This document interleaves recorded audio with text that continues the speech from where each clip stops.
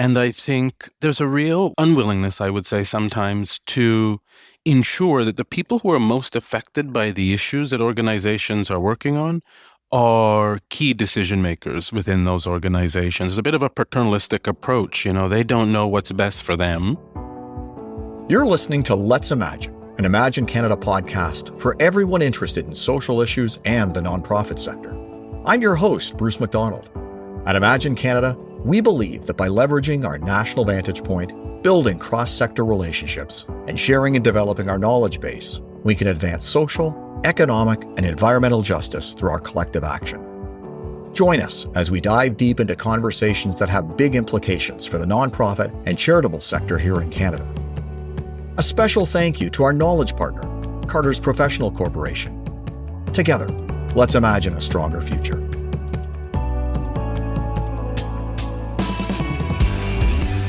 This week on Let's Imagine, we're thrilled to welcome food security and anti-racism activist and nonprofit leader Paul Taylor. Paul is the former executive director of Food Share Toronto, the largest food justice organization in the country, and is currently co-founder of Evenings and Weekends Consulting.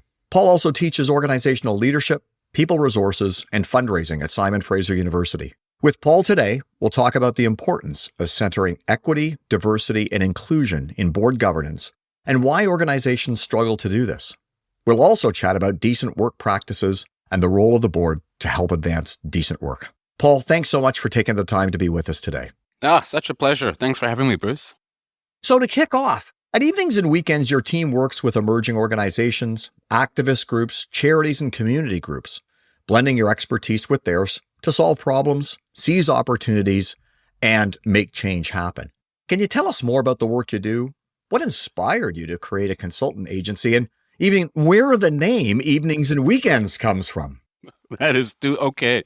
I was worried that you'd ask that question. I get asked that question a lot, and I'll tell you, I had one of those aha moments as I was visiting the throne in the bathroom, and Evenings and Weekends came to me, and I raced out after washing my hands, of course, and called my now business partner, Laetitia Isartel, and I said, I've got a name for us, Evenings and Weekends. And where that came from is, both of us have worked with consultants in the past, and we recognize that consultants are often coming from other sectors. They're often coming from the corporate Canada and providing advice and their thoughts and ideas on what solutions should be for the sector. And we've seen problems with that. So for us, it was about recognizing that we're practitioners. We love what we do, but we also love supporting other, and collaborating with other organizations. So we thought we would do this work on the evenings and weekends as a bit of a labor of love. Until a few months later, we realized that, that wasn't going to be possible, and it became our full-time gig. And really, you've hit the nail on the head. We work with organizations across the country in a whole host of ways, but primarily organizations that are looking to either answer a big question, refine their impact, or work to center equity, justice, and liberation at the core of their work. So we walk alongside them as they do that. Amazing. And we've had the good fortune here at Imagine Canada to work with some of your team over the last year or so. Yeah, they've had a blast. Thank you so much for engaging us. It's been great. So, Paul, in 2020, in response to instances of police brutality and the stark inequalities highlighted by the COVID-19 pandemic, a movement for racial justice gained momentum and created a national conversation about racism, equity, diversity, and inclusion. This conversation also put a spotlight on diversity, or lack thereof, on boards of directors in the nonprofit sector. In 2021, Statistics Canada released the results of a crowdsourced survey that aimed to measure diversity on boards in the nonprofit sector. And this survey showed a lack of diversity on nonprofit boards, a finding that really, I think for most of us, wasn't a surprise. If another such survey was conducted today, how different or not do you think the findings would be? I actually think the findings would be very different. I think George Floyd's murder really initiated a big change in the way that organizations are expected to work and who they center in that work, I think. It's a tough one, because I think in some ways there have been positive changes, in some ways a whole host of new challenges. But I would say that if that survey was done again today, it would look somewhat different. I think a lot of boards have recognize the importance of engaging Black, Indigenous, and other racialized folks in key leadership roles on the board. But I think there's still work to be done when it comes to those folks accessing paid leadership positions within the organization. I think, when I go back to George Floyd's murder, one of the things, I was just talking to somebody about this the other day, May 25th, 2020, I think shook everything and shook the expectations of organizations, challenged the expectations. I think after George Floyd was murdered, a number of organizations reached for black squares, something that I think was quite performative. And I think it was really exciting because for the first time in a long time, I think there was a marked change where folks in the sector said, not good enough. That kind of performative response is not going to make a tangible impact on our lives. So it's really challenged the sector, I think, to do things differently. Unfortunately, I think some organizations have reached for the same kind of performative responses, and they grab the closest black person standing to them, or the first black person that walks by or applies to be on the board, or racialized person or indigenous person, and says, here you go, you're on our board. But little work, I think, is done to understand, why were those folks excluded in the first place? How do those boards and organizations need to change to be able to welcome new board members and new leadership when it comes to, the paid roles as executive directors and CEOs and such? That's a great sort of handoff to the next question, in the sense that maybe sort of pulling back a little bit. And the first question was really around board governance, but you introduced the concepts and the ideas of the paid talent as well. But if we step back even further and think about the construct of the organizations themselves, staff, board, programs, communities they serve, what do you think are the main reasons that organizations are struggling to have broader diversity, or are experiencing a lack of alignment on centering equity, diversity, and inclusion practices in their organizations? Through the consulting work that you're doing, the conversations that you're having, are you noticing any patterns? I'm uncovering, I think, some of why we've gotten to this point. I think that's one thing that I'm certainly uncovering, and I think it's where the sector has felt that knowledge has existed. And it's not just a sector, it's a whole host of sectors. We often go to corporate Canada for guidance, ideas, wise practices. So, when you look at who occupies roles in corporate Canada, particularly the roles at top of those organizational charts, they're often white folks, they're often white men. Now, I think those are the same folks that boards and board chairs look to when they're looking to recruit.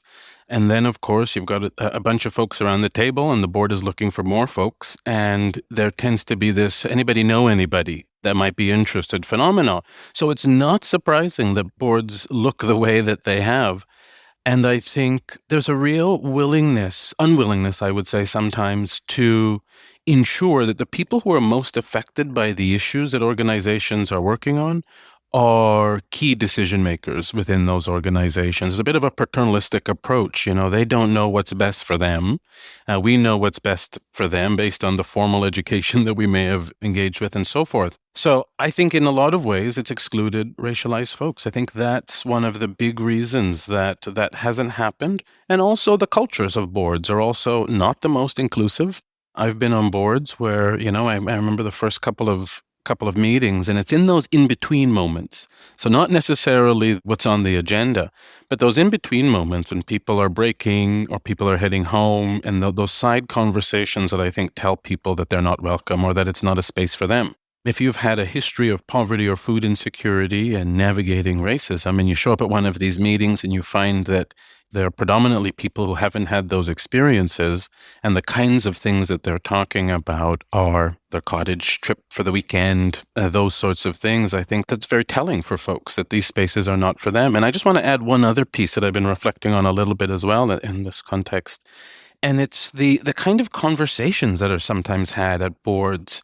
When you get, let's say, middle-class white folks talking about equity, diversity, and inclusion and those things in a very sometimes theoretical way, that's a very different experience than someone feeling like they have to justify the existence of racism and oppression and the need to change systems. This is not a theoretical conversation for many of us. This is about our lived experience. This is about justice and liberation. So I think those are some of the key barriers. Those are things that make it really difficult or harmful or hostile for folks that have been excluded to engage in board work. You've raised a couple of points around the way organizations work in these after the formal meeting conversations, or how middle-aged white folks might be running an organization. We're going to lean into this and explore this a little bit with the next question. In July of 2023, Imagine Canada, along with the members of the Equitable Recovery Collective, released findings from the equity benchmarking study. With over 1,600 charities and nonprofits responding, this study offers a significant opportunity to gain insights into how organizations are or are not advancing inclusion practices. In some areas, we saw a real difference in how organizations are doing business. For example, when asked, does your organization track equity characteristics? We saw huge differences. 65% of organizations led by Black, Indigenous, or persons of color are doing this, followed by 61% for what was characterized as other minority-led organizations. And then it drops to 39% for white-led organizations. So based on your observations working with boards and addressing some of the points that you've raised, what do they kind of need to do to change their ways of working and think about embedding EDI principles into their work? Oh my goodness, those statistics are unfortunately not very surprising and, so tied to things like white universalism. And I think one of the things I'm learning more and more as I do this work and engage with organizations is often white folks in these roles, and culturally, it's not just the sector, it's beyond the sector, have a really hard time decentering whiteness. And this is the pinnacle of white supremacy. It's the centering of whiteness and white universalism. So I think what ends up happening is people in positions of leadership who may be white or on boards who may be white are assuming that everyone else's experience is similar to their own. When you talk about the data that suggests that BIPOC-led organizations and minority-led organizations are tracking this data, we recognize the importance. We recognize how we've been underrepresented in the sector and that we need to change, and that the beginning part of advancing that change is actually identifying how big the problem is. So I'm not surprised with that big drop. So what needs to happen to really embed EDI principles into their work? I think some truth-telling. There's a real unwillingness, and again, I think this is part of white supremacy. It's, let's not talk about the messy stuff. Let's not talk about NDAs. Let's not talk about, a number of things that have been used to harm racialized folks within the sector. So I think, like many things, before we can get to a place of truth and co-creation and building together, we actually have to acknowledge the harm that's been done historically and actually work to not just introduce go-forward approaches, but actually think about what does restitution look like in this context. It's so interesting, as someone who had a chance to really dig into those findings, if there was a core consistent outcome from the report, for me, it was around this idea of intentionality, and that the organizations who seemed to be making progress were intentional, and they may be coming at it different ways. But to your point is that they weren't shirking it. It was saying, we're going to try and figure this out together, and we're going to invest time, energy, and sometimes resources to be able to do that. And their approaches might be different. The way they come at it might be not the same from one organization to the next. But there certainly was a common thread about thinking that this is a new way for our organization to behave, act, and in a sense be composed, be comprised of, is very different. Absolutely. And, I also want to acknowledge that there's now, the expectations have changed. There really is kind of, new way of doing things within the sector. And for a lot of folks, they haven't been supported to lead in this new way. So I think some folks are frightened of embracing the kind of moment we're in and holding on to ways of being and doing from the past. And there are other folks, I wouldn't be surprised if, that 39% that you cited earlier, I think some organizations, some white-led organizations, are being challenged very significantly by their racialized staff, by the racialized folks that the organization collaborates with or provides services to do things differently. So, it's great to see these leaders embracing this kind of intentionality. And I think some folks just recognize it's the right thing to do, and it's been the right thing to do for a long time. And some folks have required a nudge or a push. For sure. So we're going to switch gears a little bit because we spend a fair bit of time on the boards and maybe talk a little bit about decent work and the practices there. So when you were the executive director of FoodShare Toronto, you introduced, along with your team, a number of equity and decent work measures. For example, paying all employees a living wage and paying individuals interviewed for positions at the organizations. Paying job applicants is something we also do now at Imagine Canada, thanks to your leadership.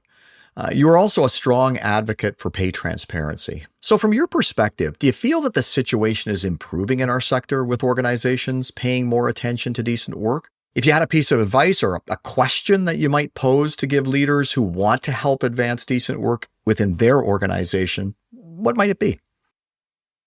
Okay, so firstly, thank you for your, really nice acknowledgement there. I also want to acknowledge Imagine Canada for the strong advocacy work around pay transparency. I think it was great to walk together in really championing this important issue.